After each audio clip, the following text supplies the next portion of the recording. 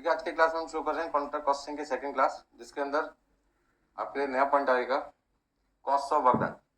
Cost of work done का मतलब है कि जो भी कॉन्ट्रैक्टर ने काम पूरे साल के अंदर किया, उस काम को करने में उसका कितना पैसा खर्च हो गया। तो जो पैसा खर्चा किया उसने वो कितना है। तो पहले खर्चे का नाम है रॉ मटेरियल, और रॉ मटेरियल के अंदर दो चीज आती है, परचेज आती है, कंज्यूम। तो हमें किससे मतलब है, कंज्यूम से। दूसरा पॉइंट है लेबर चार्जेस, मतलब जो पैसे हमने वर्कर को पे किए काम करने के, उसने उसमें से कितने रुपए का काम किया। तो वर्कर को जितना पैसा दिया वो खर्चा नहीं माना जाएगा, जितने रुपए का काम उससे हमने लिया। हो सकता है कि हमने उसको 12 महीने की जगह 13 महीने के पैसे दे दिए। एक महीने का 10,000 रुपये होता है, 12 महीने के 1,20,000 रुपये होते हैं, और हमने उसको 1,30,000 रुपये दे दिए। ऐसा क्यों? हम क्या पागल हैं तो 10,000 रुपये फालतू दे रहे हैं उसको? अगर नहीं है, एडवांस दे रहे हैं। हो सकता है वर्कर को रिक्वायरमेंट हो, वो कहता है अगले महीने मैं आपका काम तो कर दूंगा, आप मेरे को पैसे मत देना, बट इस महीने मुझे पैसे की जरूरत है, आपने 10,000 रुपये का दे दो एडवांस। तो 12 महीने के 12 इंटू 10 1,20,000 रुपये बनता है, हमने कितने दे दिए, 1,30,000। तो पेमेंट कितनी होगी, 1,30,000। खर्चा 1,30,000 थोड़ी माना जाएगा।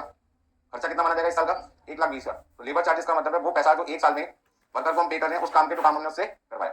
ऐसे डेप्रिसिएशन, सब contract charges, administrative expenses, supervision charges, other expenses, मतलब कोई भी खर्चा जो कॉन्ट्रैक्टर कंस्ट्रक्शन के लिए कर रहा है, वो सारे खर्चे किसमें शामिल होंगे, कॉस्ट ऑफ वर्क डन। अब एग्जाम में एक पॉइंट को ध्यान रखना पड़ेगा। कौन सा पॉइंट? कई बार कॉन्ट्रैक्टर ऐसे खर्चे भी करता है जिसका उस कॉन्ट्रैक्ट से कोई लेना देना नहीं है, उसके खुद के पर्सनल बिजनेस से है, मतलब उसका जो बिजनेस है उसका खर्चा है। उसने एक ऑफिस बना रखा है, तो कॉन्ट्रैक्टर और कॉन्ट्रैक्टर के बीच में एग्रीमेंट होगा। कहाँ पे होगा एग्रीमेंट? रेड लाइट पे। दोनों एक दूसरे को मिलेंगे, भाई साहब रेड लाइट पे मिल लेते हैं लक्ष्मी नगर की, और लक्ष्मी नगर पे साइड पे कॉन्ट्रैक्ट बनाने ब्रिज, तो वहीं पे बैठ के दो कुर्सियां लगा लेंगे, आमने सामने बात कर लेते हैं। ऐसा हो जाएगा क्या? या फिर कॉन्ट्रैक्टर कॉन्ट्रैक्टर के ऑफिस में आएगा, ऑफिस में क्या होगा, फर्नीचर भी होगा, कंप्यूटर्स भी लगे होंगे, उनका डेप्रिसिएशन भी होगा, फर्नीचर होगा उसका डेप्रिसिएशन भी होगा। तो वो डेप्रिसिएशन या कॉन्ट्रैक्ट का खर्चा माना जाएगा, या कॉन्ट्रैक्टर का वो खुद के बिजनेस का खर्चा है, खुद के बिजनेस का खर्चा है। तो ध्यान रखना, वो डेप्रिसिएशन जो कॉन्ट्रैक्टर के ऑफिस के फर्नीचर पे लगा था या फिक्स पे लगा था, वो depreciation cost of work done में शामिल नहीं होना चाहिए। तो कौन सा डेप्रिसिएशन शामिल होना चाहिए फिर? अब मान लो लक्ष्मी नगर साइड पे हमें फ्लाईओवर बनाना है, तो फ्लाईओवर बनाने के लिए जो जो हमने मशीन यूज की है उनका डेप्रिसिएशन किसका पार्ट माना जाएगा, कॉस्ट ऑफ वर्क डन का, क्योंकि वो मशीन किसके लिए यूज हो रही है, ऑफिस में यूज हो रही है या कंस्ट्रक्शन पर्पस के लिए यूज हो रही है, कंस्ट्रक्शन। बात समझ में आ गई? तो कौन सा डेप्रिसिएशन लेना है कौन सा नहीं लेना है, आपको क्वेश्चन को पढ़ के ध्यान से समझना पड़ेगा। क्वेश्चन साइलेंट है, बाई डिफॉल्ट हम मान के चलेंगे वो सारा डेप्रिसिएशन किसका है, कंस्ट्रक्शन से रिलेटेड है, और कॉस्ट ऑफ वर्क डन का पार्ट मान लिया जाएगा। कई बार ऐसा क्वेश्चन में लिखा होता है टोटल डेप्रिसिएशन ऑन मशीनरी 1,00,000 रुपए, उसका 60% related to construction and 40% related to office. क्या मतलब हुआ इसका कि 60% खर्चा वर्क डन का पार्ट माना जाएगा और 40% खर्चा उसका ऑफिस का एक्सपेंस है। तो जब वो अपना पीएनएल अकाउंट बनाएगा, जब वो अपना पीएनएल अकाउंट बनाएगा तो वहां पे वो 40% डेप्रिसिएशन दिखाएगा। ठीक है जी, बात समझ में आ रही है अपनी? तो पहला पॉइंट आपके पास क्या है, जब आप कॉन्ट्रैक्ट अकाउंट बनाएंगे, और दूसरा पॉइंट आप पीएनएल बनाएंगे, और डेप्रिसिएशन मान लीजिए आपका 1,00,000 रुपए का है, कितने लाख रुपए का है, 1,00,000, और उसमें लिखा 60% रिलेटेड टू कॉन्ट्रैक्ट। तो डेप्रिसिएशन यहाँ पे 60% 1,00,000 का कितना आएगा, 60,000, और यहाँ डेप्रिसिएशन पीएनएल के नाम से कितना आएगा, पीएनएल में डेप्रिसिएशन कितना देगा, 40,000। बात समझ में आ रही है? इससे फर्क क्या पड़ा? फर्क ये पड़ा कि कॉन्ट्रैक्ट से हमें प्रॉफिट लॉस हुआ, तो कॉन्ट्रैक्ट की इनकम से खर्चे भी किसके माइनस होंगे, कॉन्ट्रैक्ट के।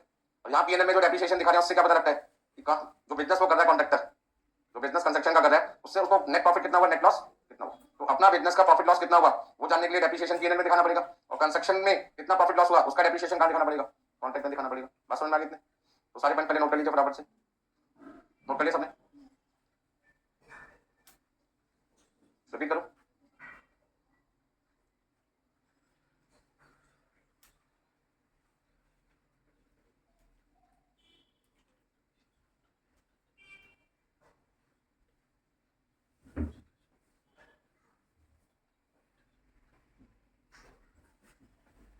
सारे खर्चों को जोड़ने के बाद जो कॉस्ट निकलती है उस कॉस्ट का नाम है कॉस्ट ऑफ वर्क डन।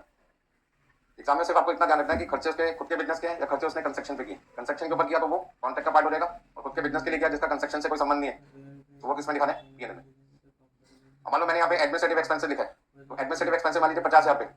अब एडमिनिस्ट्रेशन का काम दो जगह हो सकता है, रिलेटेड टू कंस्ट्रक्शन 40% और रिलेटेड टू ओन बिजनेस 60%। तो उस 50,000 का 40% पार्ट आएगा कॉन्ट्रैक्ट में, और 60% पार्ट आएगा पीएनएल में। बस समझ। और यदि क्वेश्चन साइलेंट है कुछ नहीं लिखा, तो फिर हम वहाँ पे एज्यूम कर लेते हैं कि सारा का सारा खर्चा हमने किसके लिए किया, कॉन्ट्रैक्ट के लिए किया, और डेप्रिसिएशन कहाँ दिखा देंगे या एडमिनिस्ट्रेटिव एक्सपेंस कहाँ दिखा देंगे, पूरा का पूरा अमाउंट कॉन्ट्रैक्ट। ठीक है ना, लिख लिया सबने? पहला पॉइंट है raw material consume. Raw material consume को समझने के लिए एक चार्ट आपने बनाया हुआ है, डायग्राम बनाया हुआ है, उसको समझ लेते हैं। 1 जनवरी 2023 से लेकर हमारा जो कॉन्ट्रैक्ट है वो कब तक चला, 31 दिसंबर 2023 तक। 1 जनवरी से लेकर 31 दिसंबर तक। एक्स लिमिटेड एक कॉन्ट्रैक्टर है, लिखना बाद में, पहले समझ लो क्या लिखा हुआ है मैंने। ठीक है ना, एक्स लिमिटेड कौन है, कॉन्ट्रैक्टर जिसने 10,000 बैग्स मटेरियल के खरीदे। मान लो सीमेंट एक मटेरियल है, तो कंस्ट्रक्शन में हम क्या करते हैं, सीमेंट परचेज करते हैं, सीमेंट किसमें आएगा, बैग में आएगा। मान लीजिए कितने बैग्स हमने परचेज किए हैं, 10,000 बैग खरीदे हैं, एक बैग हमने कितने का खरीदा? 300 रुपए का। अभी तो मटेरियल खरीदने की कॉस्ट है ना 10,000 बैग 300 रुपए के हिसाब से। अब पॉइंट क्या था कि ये बैग खरीदने के बाद सबसे पहले कहाँ पे आएंगे? स्टोर में। स्टोर से वो बैग्स कहाँ कहाँ जाएंगे? जहाँ जहाँ उसकी जरूरत होगी। तो पता लगा कि 10,000 बैग में से लक्ष्मी नगर साइड पे जो काम चल रहा है वहां पर हमने कितने बैग भेज दिए? 8,000 बैग भेज दिए, क्योंकि हमारी रिक्वायरमेंट कितने बैग्स की थी सीमेंट की? 8,000। आउट ऑफ कितना? 10,000, 8,000 बैग हमने साइड पे भेज दिए। अब खर्चा साइड पे कितने का माना जाएगा? 10,000 का या 8,000 का? 8,000 का। लेकिन कब? जब सारे के सारे 8,000 बैग लक्ष्मी नगर साइड पे जो कंस्ट्रक्शन चल रही है वहां पर यूज हो जाए। बस समझ में आ गया? दूसरा पॉइंट, अब इन 8,000 बैग में पता लगा कि जब ये बैग आए थे साइड पर तो वहां पे 200 बैग क्या हो गए? Loss in transit. Loss in transit का मतलब है जब हमने स्टोर से लक्ष्मी नगर साइड पर बैग्स को भेजा तो भेजने के लिए हमने किसको यूज किया? ट्रक को। स्मॉल ट्रक भी हो सकता है, बड़ा ट्रक भी हो सकता है। यदि उस ट्रक का एक्सीडेंट हो जाए रास्ते में और ट्रक पलट जाए तो जो सामान इसमें भरा होगा वो भी तो जमीन पे गिरेगा। जब जमीन पे गिरेगा तो कुछ बैग फट भी जाएंगे। तो हो सकता है कि उस रोड पे जाने वाले जो लोग होंगे वो देख रहे हैं यार यहाँ तो कोई बंदा है नहीं देखने वाला, 2-4 बैग अपना समझ के अपनी गाड़ी में रखेंगे, कोई रिक्शा में रखेगा, कोई साइकिल पर रखेगा, कोई टू व्हीलर पे, कोई कार में, और अपना समझ के ले जाएंगे।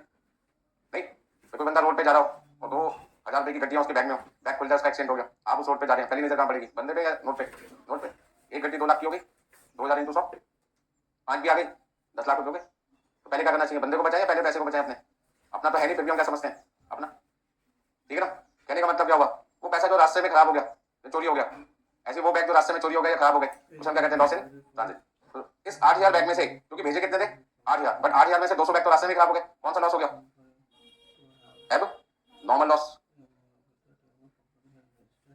ठीक है ना? अब आ गया आपके पास में 8,000 में से 200 कम हो गए, कितने रह गए? 7,800। मटेरियल रिटर्न कितने बैग हमने वापस कर दिए जो आए थे? 100। क्यों वापस कर दिए? हो सकता है जो क्वालिटी का मटेरियल मैंने मंगवाया था उसमें से 100 बैग उस क्वालिटी के नहीं है, घटिया क्वालिटी आ सकता है या सुपीरियर क्वालिटी भी आ सकता है। मान लो ABC 3 कैटेगरी का मटेरियल था, हमने B कैटेगरी का मटेरियल मंगाया, आ गया A कैटेगरी का मटेरियल, क्या करोगे? वापस भेजोगे। या कलर अलग आ गया, चाहिए था हमें ब्लैक सीमेंट, आ गया व्हाइट सीमेंट, तो 100 पैकेट हमें क्या करने पड़ेंगे? वापस करने होंगे, ठीक है जी। अब 8,000 बैग में से 100 तो वापस चले गए, 200 रास्ते में क्या गए? चोरी हो गए, डैमेज हो गए, कोई भी वजह हो सकती है, तो आपके पास आएगा 7,700। 7,700 में से पता लगा अभी भी साइट पर जहाँ पे काम चल रहा था वहां कितने बैग रॉ मटेरियल के पड़े हुए हैं? 500। मतलब इन 500 का मतलब क्या हुआ? इन 500 का मतलब क्या हुआ? ये वो 500 बैग हैं जो आ तो गए साइट पर लेकिन अभी तक यूटिलाइज नहीं हुए। अच्छा, कोई चीज आ जाए साइट पे तो खर्चा मान लेते हैं, या खर्चा कब मानेंगे? जब वो यूटिलाइज हो जाएगी, बस समझो। तो जब तक कंज्यूम नहीं होगा, यूज नहीं होगा, तब तक वो खर्चा नहीं माना जाएगा। ऐसे तो कोई भी पर्सन साइट पे मटेरियल सुबह ला के रखेगा, शाम को वापस ले जाएगा, और कॉन्ट्रैक्ट से कहेगा लॉ कैसे? तो कॉन्ट्रैक्ट क्या कहेगा? पागल समझ रखा मुझे, सुबह लाओगे शाम वापस ले जाओगे। पहले जिस साइट के लिए आपने मटेरियल मंगाया उस साइट पे मटेरियल लगाओ तो सही, यूज तो करो, तब मैं आपको पैसे दूंगा। तो 8,000 बैग में से 500 बैग वो बैग है जो आ तो चुके हैं बट अभी तक यूज नहीं। तो क्या इन 500 बैग का खर्चा अभी माना जाएगा या कल जब ये यूज होंगे तब माना जाएगा? जब वो नेक्स्ट ईयर यूज होंगे 2024 1 जनवरी को या उसके बाद। तो 31 दिसंबर 2023 तक, 31 दिसंबर 2023 तक आपके कितने बैग 8,000 में से यूज ही नहीं हो पाए? 200, 100 और कितने? 500। तीनों क्या कर दो? प्लस करके 8,000 में से क्या कर दो? माइनस कर दो। तो एक तरीके से हम कह सकते हैं 800 बैग कम हो गए ना, 200, 100 और 500 मिला के कितने हो गए? तो 800 बैग 8,000 में से माइनस करोगे तो कितने बैग यूज हो चुके होंगे? 7,200। एक बैग कितने का? 300 का। तो 7,200 बैग इंटू 300, कितने रुपए का मटेरियल खर्चा माना जाएगा? किसका? लक्ष्मी नगर साइड पे जो काम चल रहा है। बस समझ में आ गई सबको? चलिए रिपीट करना है इसमें कुछ, तो फटाफट से चार्ट को नोट कीजिए, छोटे छोटे पॉइंट्स हैं, इनको आपको समझना पड़ेगा।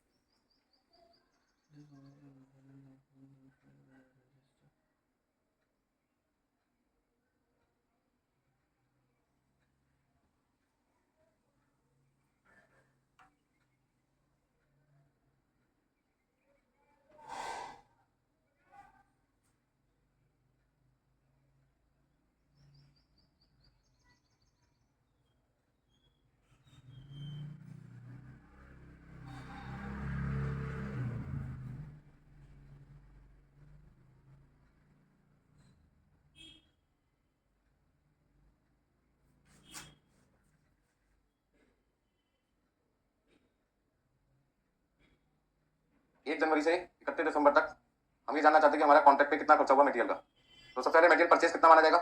परचेज आपका माना जाएगा 10,000 बैग 300 रुपए के हिसाब से। और उसमें क्या ओपनिंग स्टॉक है कोई? अच्छा, जिस साल कंस्ट्रक्शन शुरू होता है, जिस साल कंस्ट्रक्शन शुरू होता है उस साल कोई ओपनिंग स्टॉक नहीं होगा, क्योंकि साइट पे पहले से मटेरियल थोड़ी पड़ा होगा, पहली बार तो मटेरियल आपको लेके आना पड़ेगा। अच्छा, ओपनिंग स्टॉक के दर्शन आपको कब होंगे? ओपनिंग स्टॉक कब मिलेगा आपको? सेकंड ईयर से मिल सकता है। यदि कोई कॉन्ट्रैक्ट 3 साल का है तो फर्स्ट ईयर में कोई ओपनिंग स्टॉक नहीं होगा, ओपनिंग स्टॉक हमेशा कब होगा? सेकंड ईयर, क्योंकि पहले साल का क्लोजिंग स्टॉक अगले साल क्या बनेगा? ओपनिंग। तो ऐसे यदि 3 साल का कॉन्ट्रैक्ट है तो सेकंड ईयर का जो क्लोजिंग होगा वो थर्ड ईयर के लिए क्या बनेगा? ओपनिंग बनेगा। नोट कर लिए सारे पॉइंट्स?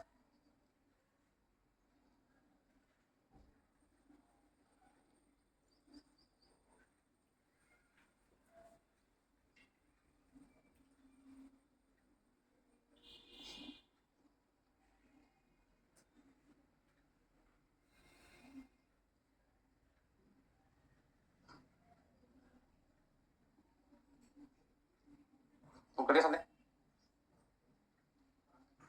तो raw material consume at site, जो काम का पॉइंट क्या है, हमें कौन सा मटेरियल चाहिए, कंज्यूम चाहिए कहाँ पर, साइट का। साइट का मतलब वो प्लेस जहाँ पे कंस्ट्रक्शन का काम चल रहा है, क्योंकि कॉन्ट्रैक्ट ये कहता है जिस जगह मैंने आपको काम दिया है उस जगह मटेरियल यूज होना चाहिए, यानी आप अपने घर में मटेरियल यूज करो, पैसे मुझसे मांग लो, ठीक है ना। किसी और के कॉन्ट्रैक्ट में आपने मटेरियल यूज किया, उसके पैसे मुझसे मांगोगे तो मैं दूंगा ही नहीं आपको। आप मेरे लिए यूज करो ना मटेरियल। सपोज करते आपने कोई फंक्शन करना अपने घर पे और आपने कोल्ड ड्रिंक सर्व करनी है अपने गेस्ट को, तो कोल्ड ड्रिंक के कितने पैसे दोगे कॉन्ट्रैक्टर को जिसने आपके लिए कोल्ड ड्रिंक ला के दिए, जितनी कोल्ड ड्रिंक आपके यहाँ कंज्यूम होगी। अब उसने 100 कैरेट खरीद लिए, आपके सिर्फ 10 आए, तो पैसे किसके दोगे, 10 के तो दोगे। हो सकता है 10 में से भी एक वापस कर दिया जाए, ठंड के टाइम में लोग कोल्ड ड्रिंक कम पी रहे हैं, हो सकता है 9 कैरेट आपके यहाँ यूज हुए, तो आप पैसे किसके दोगे, 9 के दोगे। खरीदो उसने 100 से हमें को लेना देना नहीं। नोट कर लिया सब यहाँ तक।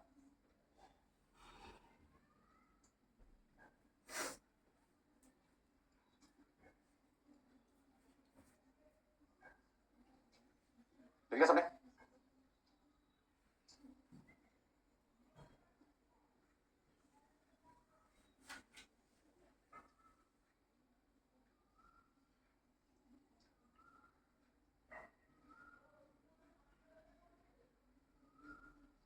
देखिए सबसे पहले सॉल्यूशन हमें निकालना क्या है, कैलकुलेट रॉ मटेरियल कंज्यूम। इस एग्जांपल से या फिर एक तरीके का एग्जांपल है, इस एग्जांपल से निकालना क्या, find raw material consume at site.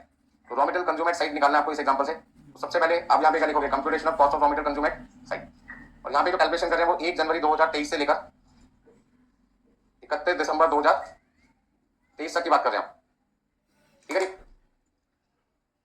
तो सबसे पहले आपने मटेरियल इशू कितना किया था, मटेरियल आपने इशू कितना किया एट साइट, आपने मटेरियल इशू किया साइट पर 8000 बैग्स, और एक बैग कितना है 300 रुपए का। कितना लिखो, कितने जीरो गए, 5 जीरो गए, 5 जीरो का मतलब 1 लाख होता है, 24 लाख है तो 24 लाख हो गए, ठीक है जी। अब उस पर ओपनिंग स्टॉक कितना है, ले ले, पहले साल ले ले, हर साल ले लोगे ऐसा जरूरी नहीं। अब 24 लाख का मटेरियल आपके साइट पे आना था, जब हमने स्टोर से भेजा तो हमने लगा सारा का सारा मटेरियल साइट पे पहुंच जाएगा कितने लाख का, 24 लाख का। लेकिन जब आपने चेक किया साइट पर कि पहुंचा कितना है, तो पता लगा कि वहां पे 200 बैग रास्ते में क्या हो गया, डैमेज हो गए, और डैमेज होने पर कितने रुपए का नुकसान हो गया, 60,000 रुपए का मटेरियल का नुकसान हो गया, ठीक है जी। या तो आपको इंश्योरेंस करवानी चाहिए ताकि वो लॉस को क्या कर सकते थे, रिकवर, बट अभी तो लॉस हो गया ना, इंश्योरेंस कराए ना कराए लॉस तो हो गया। मटेरियल रिटर्न टू स्टोर कितना था, 100 बैग, कितने रुपए वाले, 30,000 का मटेरियल आपने क्या कर दिया, वापस कर दिया। Closing stock of raw material at site 500 bag थे जो आ तो चुके हैं बट अभी इस्तेमाल नहीं हुए, कितना लिखो, 1,50,000। तो 1,50,000, 30,000 और 60,000, ये सारी चीजें क्या कर दो, माइनस करो, मतलब आपके पास एक तरीके से आ जाएगा 2,40,000। तो 2,40,000 24 लाख में से माइनस करो कितना आएगा, 23 लाख, 21 लाख 60,000। वही मैं सोचा था 23 कैसे बनेगा भाई, 21 लाख 60,000। अब 21 लाख 60,000 आप ऐसे भी चेक कर सकते थे कि सर 8,000 में 500 100 200 तीनों माइनस कर दो, कंज्यूम कितने बैग हुए, 7,200 बैग कंज्यूम हुए थे, और एक बैग कितने का आया था, 300 का। तो 7,200 बैग 300 रुपए के हिसाब से कितने के बनते हैं, 21 लाख 60,000। अब बच्चे अपने मन में सोचे सर आपने टाइम पास करवा दिया हमारा, डायरेक्ट भी तो लिख सकते थे। तो यदि आपके पास में नंबर ऑफ बैग्स की क्वांटिटी क्वेश्चन में दे रखी होगी तो आप उस केस में डायरेक्ट कर पाओगे, लेकिन यदि क्वांटिटी का इंफॉर्मेशन ना दे रखा होता, वैल्यू का इंफॉर्मेशन दे रखा होता आपके पास, ऐसे लिखा होता closing stock 1,50,000, abnormal loss 60,000, material return to store 30,000, ऐसे लिखा होता, तो फिर आपको क्या करना पड़ता है, ये फॉर्मेट आपको यूज करना। तो बिना फॉर्मेट के कब कर सकते हो, जब आपको क्वांटिटी अलग अलग दे रखी होती, तो मैं डायरेक्टली 7,200 इंटू 300 21 लाख 60,000 में raw material consume at site निकाल सकता हूँ।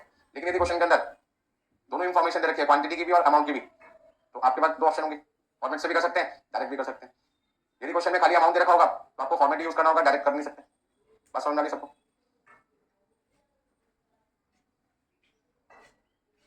तो इस तरीके से आपके पास में raw material consume at site कितना देगा, 21 लाख 60,000। मुझे रिपीट करना है,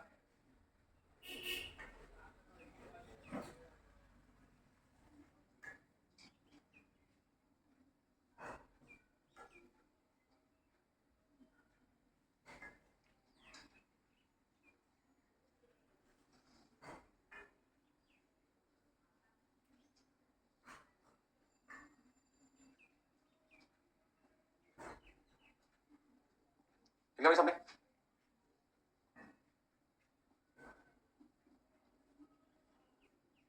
calculate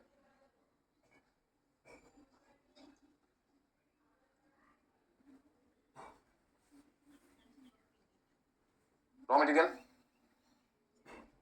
consume at site. Raw material consume at site आपको निकालना है क्वेश्चन में, और यहाँ पे सबसे पहले क्या लिखेंगे, मान लो क्वेश्चन में लिखा है रॉ मटेरियल इशूड, इशू लिखा होगा आपके पास में 20 लाख रुपए। फिर आपके पास लिखा है opening stock of raw material at site, ठीक है जी। Opening stock of raw material bracket में लिखा है इन स्टोर, यानी closing stock of raw material at site, और यहां लिखा है closing stock of raw material in store, यानी abnormal loss of raw material, ठीक है जी। ये कहां पे हुआ? In transit. लास्ट समय जब मटेरियल को इशू किया गया था, भेजा गया था, तब हो गया था। या एट साइट पे भी हो सकता है। इन ट्रांजिट की जगह मैं क्या लिख देता हूं यहां पर? एट साइट, ठीक है। ये सारी चीजें आपको क्वेश्चन में दे रखी है। उसमें लिखा हुआ है insurance claim received, insurance claim received. मान लो ओपनिंग स्टॉक आपको दे रखा है 1 लाख रुपए का साइट पे, स्टोर में आपके पास है 1.5 लाख का, closing stock 2,70,000, abnormal loss 90,000, insurance claim आपने रिसीव किया 70,000। अब आपको फाइंड क्या करना है यहाँ पर? Raw material consume at site. अब देखते हैं कितने लोग सही आंसर निकालते हैं। निकालो फटाफट से।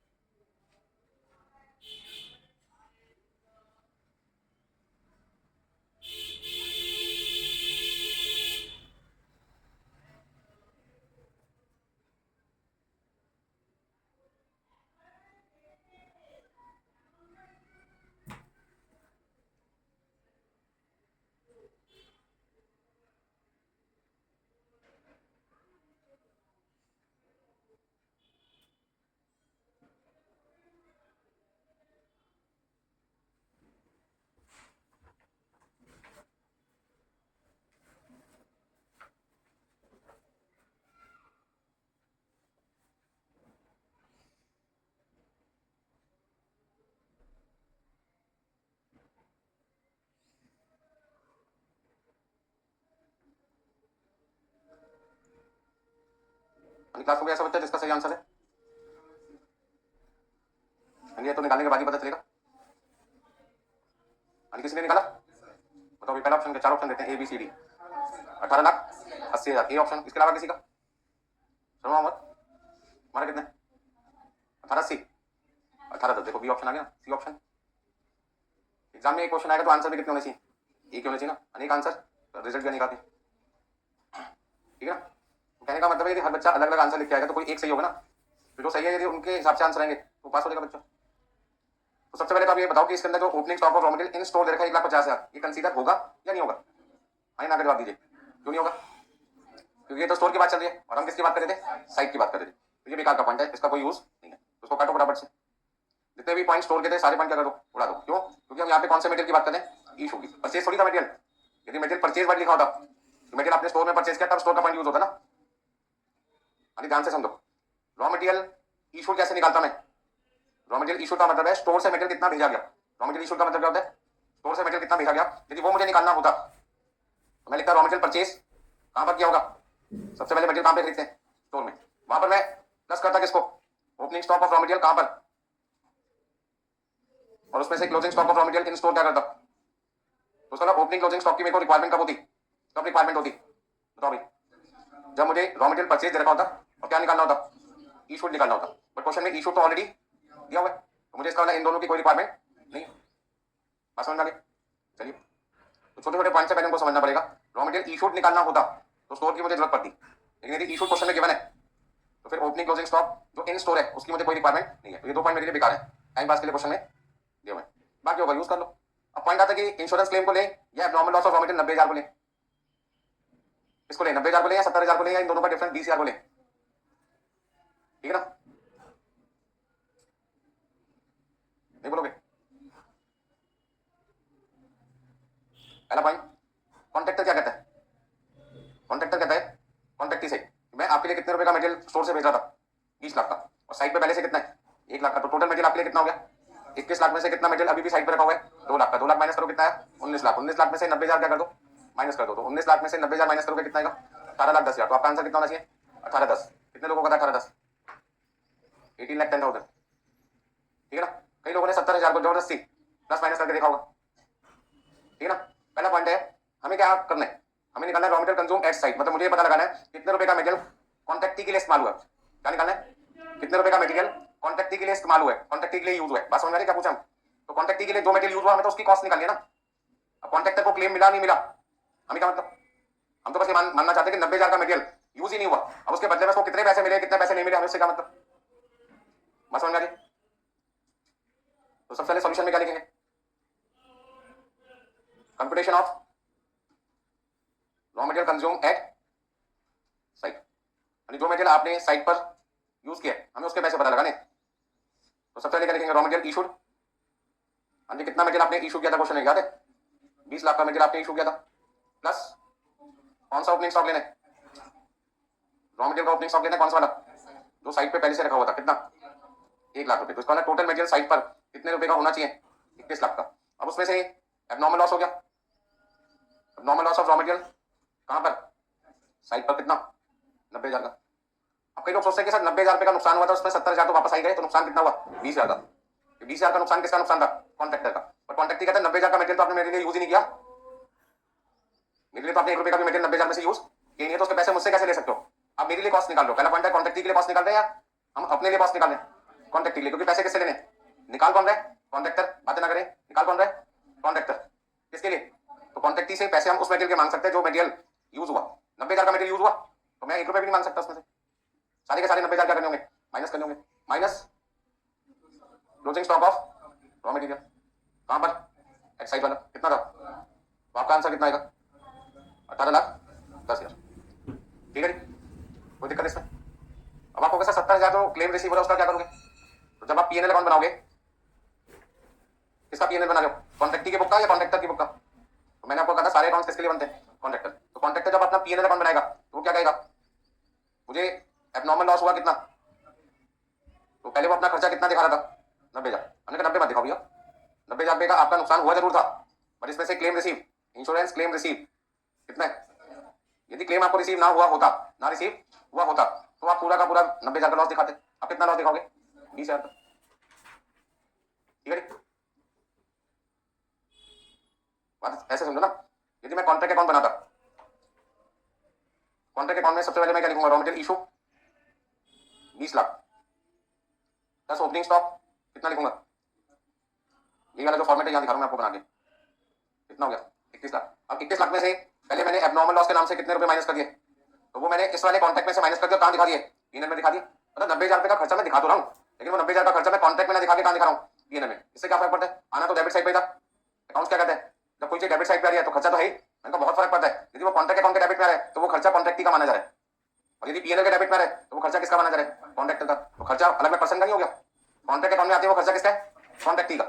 और पीएनएल में डेबिट में आएगा तो खर्चा किसका? कॉन्ट्रैक्टर का। पर्सन बदले नहीं बदले, खर्चा तो है ही, लेकिन पर्सन तो चेंज हो गया ना। तो जो चीज मैं पीएनएल में दिखा रहा हूं वो नुकसान किसका है?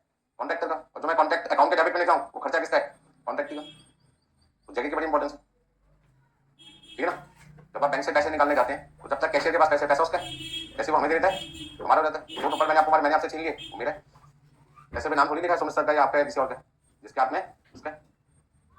तो कभी भी पैसे निकाले रास्ते में लोगों को दिखाते मत आए, दुर्घटना घट सकती है, मारा लग पड़ेगी, पैसे लग जाएंगे, नया साल बन जाएगा एक बार में।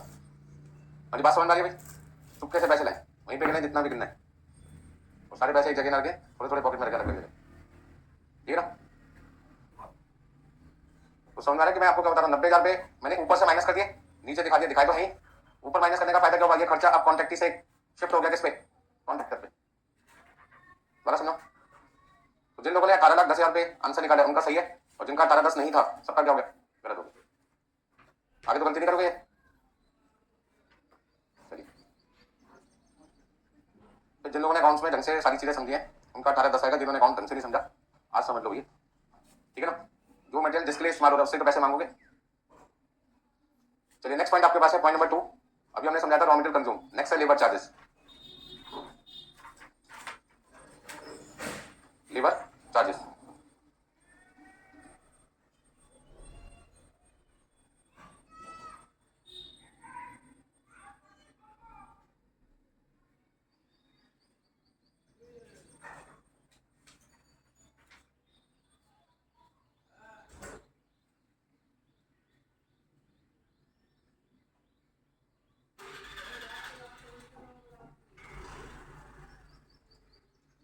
हाँ जी, नेक्स्ट पॉइंट आपका लेबर चार्जेस। अब लेबर में मैंने आपको थोड़ी देर पहले समझाया था कि जितने रुपए का काम वर्कर ने साइट पे किया वो खर्चा हम किससे ले सकते हैं, कॉन्ट्रैक्टर से। यदि हम उसको ज्यादा पैसे दे रहे वर्कर को, उससे उतने रुपए का काम नहीं लिया तो कॉन्ट्रैक्टर कहते हैं मेरा कोई लेना देना नहीं है। जैसे मैंने एग्जाम्पल दिया कि 10,000 महीने के हिसाब से 12 महीने के बनते हैं 1,20,000 और हमने उसको दे दिया 1,30,000, तो 10,000 फालतू दिए, वो क्यों दिए? एडवांस भी हो सकता है जब पिछले साल का आउटस्टैंडिंग अमाउंट हो सकता है, पिछले साल ना देके हमने इस साल दे दिया, कोई भी वजह हो सकती है, आउटस्टैंडिंग भी हो सकता है एडवांस। यदि पिछले साल 12 महीने के 1,20,000 रुपए देने थे फॉर एग्जाम्पल, और आपने 1,10,000 दिए थे लास्ट ईयर, तो ये कह दिया कि 10,000 रुपए तेरे को अगले साल दे देंगे, तो अगले साल के 12 महीने के 1,20,000 बनते हैं और पिछले साल के बकाया कितना था, बैलेंस कितना था, वो मिल जाएगा। तो पेमेंट कितनी होगी, 1,30,000, लेकिन खर्चा कितना माना जाएगा, 1,20,000। तो ये पॉइंट को समझते हैं। 1 जनवरी 2022, ठीक है ना, आपका ईयर एंड हुआ 31 दिसंबर 2022, फिर ईयर एंड है 31 दिसंबर 2023, और फिर आपके पास है कंस्ट्रक्शन कंप्लीट होगी मान लो 24 में। कितने साल का कॉन्ट्रैक्ट हो गया, 3 साल का। तो सही बोल रहे हो, पहला साल, दूसरा साल, तीसरा साल। मान लीजिए मैं जो क्वेश्चन सॉल्व कर रहा हूँ वो कौन सी ईयर के लिए कर रहा हूँ, 2023 के लिए। 31 दिसंबर 22 का मतलब हो गया अगला दिन 1 जनवरी 2023, तो 1 जनवरी 2023 से 31 दिसंबर 23 तक जो मेरा पीरियड है वो कौन सा माना जाएगा, करंट ईयर। इससे पहले वाला पीरियड मेरे लिए कौन सा है, प्रीवियस ईयर, मतलब लास्ट ईयर कह सकते हैं, और ये मेरे लिए कौन सा हो जाएगा, नेक्स्ट ईयर। क्वेश्चन हम कौन से ईयर के लिए सॉल्व कर रहे हैं, करंट ईयर के लिए। ये पीरियड मेरे लिए मेन पीरियड है। अब यहाँ पे 1 महीने की जो सैलरी है, 1 महीने की जो सैलरी है मान लो 10,000 रुपये वर्कर की, तो 12 महीने की कितनी होनी चाहिए, 1,20,000, लेकिन हमने वेजेस पे किया मान लीजिए 1,30,000, ठीक है। पिछले साल लास्ट ईयर कितने महीने होंगे, 12 महीने, लेकिन हमने पिछले साल 2 महीने के पैसे नहीं दिए, ठीक है ना, तो पिछले साल वो क्या बन जाएगा, आउटस्टैंडिंग वेजेस बन जाएगा कितना, 10,000 रुपए के हिसाब से 2 महीने का कितना हुआ, ठीक है। आपको क्या करना है, क्वेश्चन में लिखा है एडवांस वेजेस पेड, मान लीजिए सपोज करते हैं 25,000, 2.5 महीने के पैसे हमने क्या दे दिए, एडवांस दे दिए 25,000। आपको फाइंड क्या करना है, फाइंड लेबर चार्जेस या wages charge for the year 2020। कौन सी ईयर के लिए आंसर निकालना है, 2023। बताओ कि कितना लिखूं,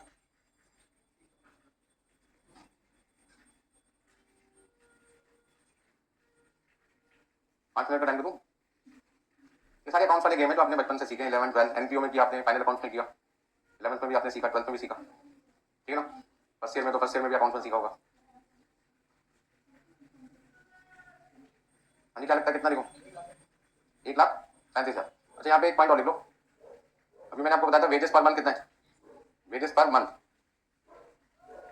कितना है, जो समझदार है वो बोलेंगे 1,20,000। कितना बोलेंगे, 1,20,000। लेबर चार्जेस मुझे कौन सी ईयर का निकालना है, 2023 का, करंट ईयर का। करंट ईयर में कितने महीने, 12 महीने। 1 महीने का कितना है, 12 महीने का कितना हुआ, आंसर कितना हुआ, सोचना ही नहीं है ज्यादा, ठीक है ना, ज्यादा सोचा गलत कर दिया आपने। अब आप सोचोगे सर तो ये जो बाकी की चीजें देखे इसको कैसे इस्तेमाल करें, टाइम कैसे पास करना एग्जाम में, किसको प्लस करें किसको माइनस करें, वो भी तो सीखना पड़ेगा। तो कुछ फॉर्मूले होते हैं, कुछ चीजें प्लस होती है कुछ चीजें माइनस। जैसे आउटस्टैंडिंग के 2 बैलेंस होते हैं, एक ओपनिंग बैलेंस है एक क्लोजिंग, ऐसे एडवांस के भी 2 बैलेंस होते हैं, एक ओपनिंग और एक क्लोजिंग। तो यदि एडवांस करंट ईयर में दे रखा है, एडवांस करंट ईयर में दे रखा है, तो उसका मतलब क्या हुआ, आपने इस साल 25,000 रुपए पे किए, कौन सी ईयर के लिए, पिछले साल के लिए या अगले साल के लिए, नेक्स्ट ईयर के लिए। तो ये आपका जो एडवांस वेजेस पेड आ जाएगा वो कौन सा माना जाएगा, एट दी एंड माना जाएगा। क्या माना जाएगा, at the end. At the end का मतलब ये 25,000 रुपए का फायदा वर्कर को, ऐसा बोलो, ये 25,000 का फायदा हम वर्कर से कब ले पाएंगे, पैसे तो हमारी जेब से आज चले गए, फायदा कब मिलेगा, तो ये खर्चा कब बनेगा, पैसे कब गए, ये आज का खर्चा है क्या, माइनस करो ना, कितने में से, 1,30,000 में। तो 1,30,000 में से 25,000 क्या करो, माइनस करो, क्योंकि ये इस साल का खर्चा नहीं है। पैसे इस साल जरूर गए, पैसे इस साल जरूर गए, लेकिन ये बेनिफिट कब देगा, नेक्स्ट ईयर। तो खर्चा कब माना जाता है, जब पैसे जाते हैं, जब फायदा मिलता है, जब फायदा मिलता है, ठीक है ना। अब कितने बच्चे ऐसे हैं जिन्होंने अभी जनवरी में एग्जाम होने फाउंडेशन का मान लो, उन्होंने अभी से हमसे क्लास खरीदी है दिसंबर 23 की। 5 ऐसे बच्चे मेरे पास जिन्होंने अभी फाउंडेशन का एग्जाम नहीं दिया, लेकिन उन्होंने इंटर की क्लास परचेज कर लिया मुझसे, कॉन्फिडेंस है, फाउंडेशन में पास है। तो क्या मैंने उनको पढ़ाना चालू कर दिया, क्लासेस ले लिया हमने, और वगैरह रिजल्ट जैसे 13 तारीख को पेपर होगा, 14 तारीख को एक्टिवेट करा देंगे।